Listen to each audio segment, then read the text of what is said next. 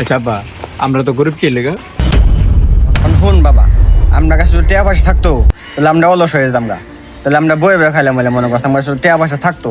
এখন দেখ আমরা গরিব, আমরা সব ঠিক আছে। আমরা শরীরের মধ্যে জিত রাখবি, আমরা আস্তে আস্তে বড় লোক হমু। আমরা আস্তে আস্তে বড় লোক হমু। ঠিক আছে, বুঝছো বাবা? ও আচ্ছা, ঠিক আছে আও। কিরে, তোর না আজকে পরীক্ষার রেজাল্ট দেওয়ার কথা? হ্যাঁ দিছে তো রেজাল্ট। কি পাস করছ না ফেল করছ? আব্বা তুমি নাটকে কইছো আজকে আমরা গরিব দেখা আমরা আজকে খাইটা খাইতাছি, আস্তে আস্তে বড় লোক হইতে হইবো আমরা। হইত, সে কথা বাদ দে, এখন তোর রেজাল্টের কথা ক। আব্বা হইছে কি মানে আমি এখন ফেল করছি, পরবর্তীতে মনে করো আরো ভালো করে পড়াশোনা করতে হইব, জিদ দিয়ে পড়াশোনা করে পরে পাস করবো।